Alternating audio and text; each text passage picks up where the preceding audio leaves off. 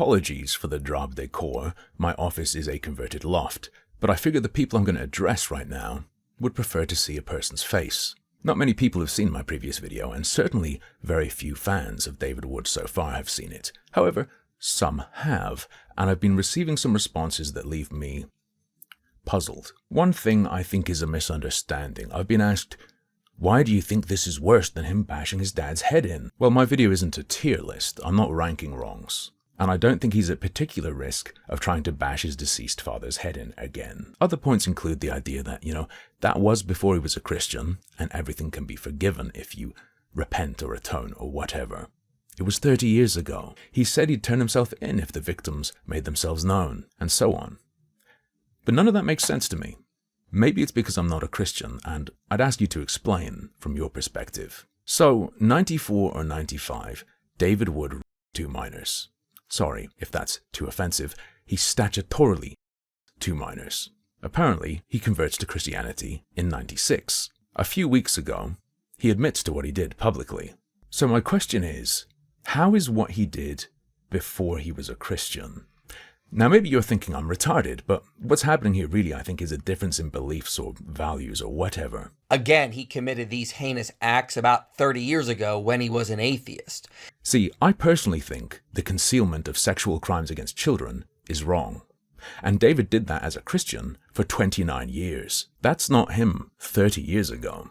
That was still him a month ago, less than a month ago. Now here's where I need your Christian expertise, because I'm not well versed. I understand the whole God can forgive anything thing. No one is irredeemable. But my layman understanding is you have to at least recognize that what you did was wrong. Please correct me if I'm wrong.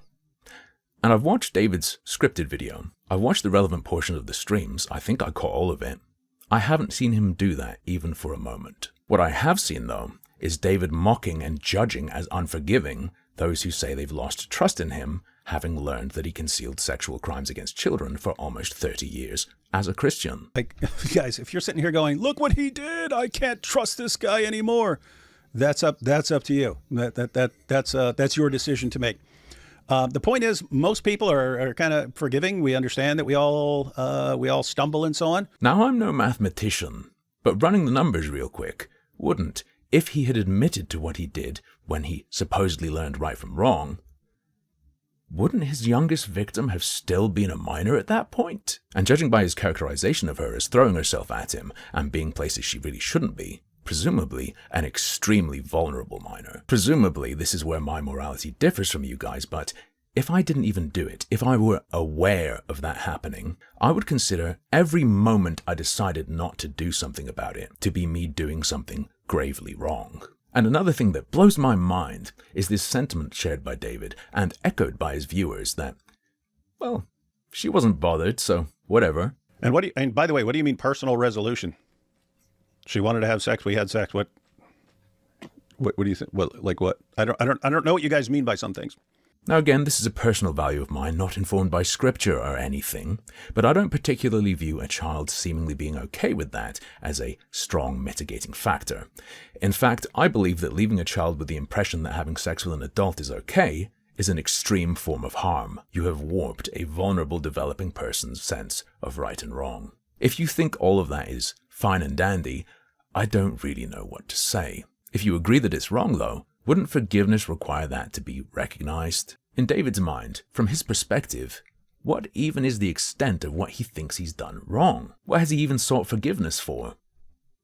To me, it's been left unclear, and that's me being extremely charitable against my instincts, especially since I see signs that he does understand this, that he perceives all these things he views merely as rules, and is being extremely calculated in how he presents this to the world. Even in his admission, I don't think he's quite being straight up with us. See, I've sought out all the material I could find of David talking about himself as a young man, and something is very consistent.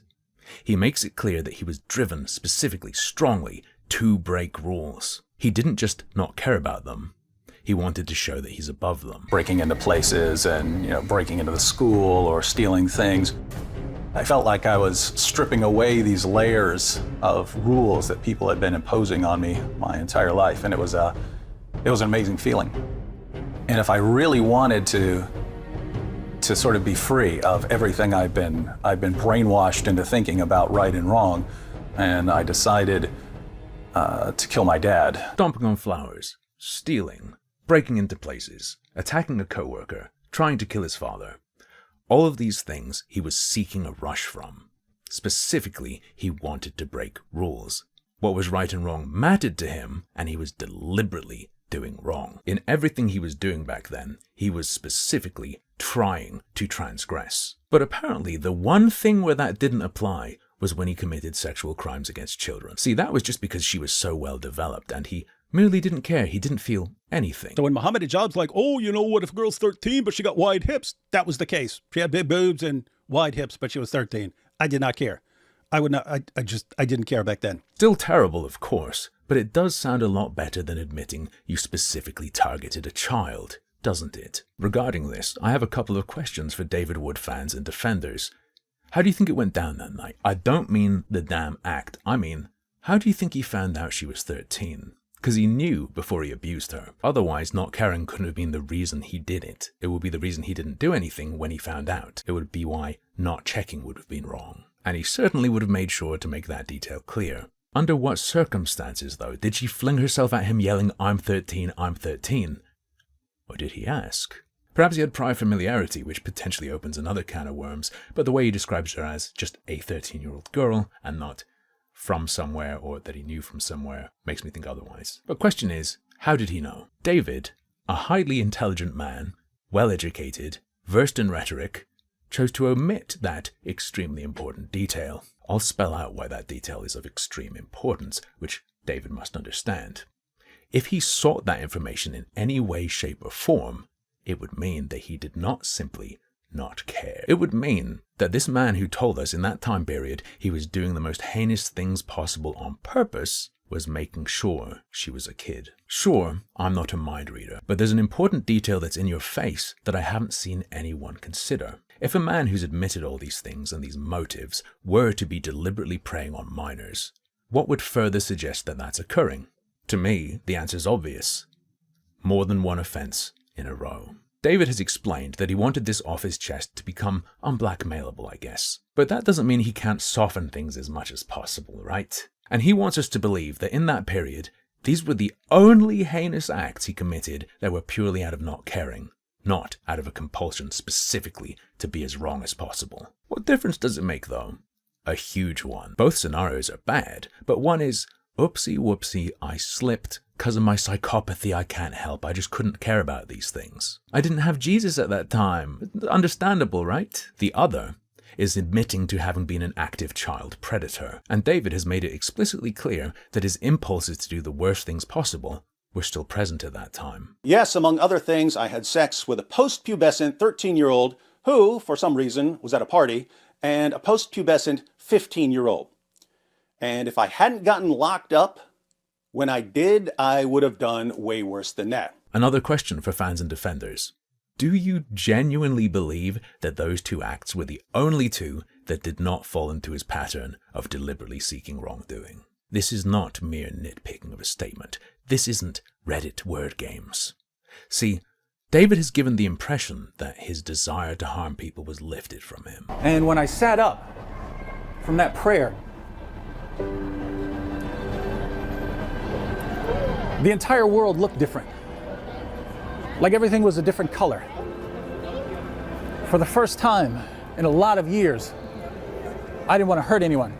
I've actually seen many state that they are under the impression that he no longer has this drive. Perhaps David himself has made this clear somewhere. I haven't seen it. But I think it is genuinely important that people know that is not the case. He does have certain things that drive him to do mess up things, for example, just for his own pleasure and all that. But he suppresses it. He's in control of it because he has learned morality that he abides by. A morality he's formulated that doesn't include concealment of child sex crimes for decades being wrong. Okay, and if these urges are the very same as those in the past, what might he have an urge to do now, albeit caged by his logic? I've seen some people calling me talking about this virtue signaling. Fine, don't care. If you'd like to know, it's actually two things though. One, I like talking about freaks, and David definitely is one. Two, Though you may disagree with my morals and my views and my values, I have a very strong conscience. I get things stuck in my craw, and if I were to see all this, not say anything, and something were to happen, or more were to come out, and I hadn't provided any kind of warning of what I'm perceiving, I wouldn't be able to live with myself. Kind of like a milder version of the guilt I'd feel if I'd converted to Christianity and used that as an excuse to conceal child sex crimes for 29 years. I do recognize, though, that I'm indulging my instincts, so please forgive me. You're all about that, right? If you struggle, pretend I'm a psychopath so you can feel more empathy. And one more quick question. I know I've asked a lot and you don't owe me anything, but I'd love to know, because this is the most confusing one to me. People talk about trusting him or potentially losing trust. Why do you trust him?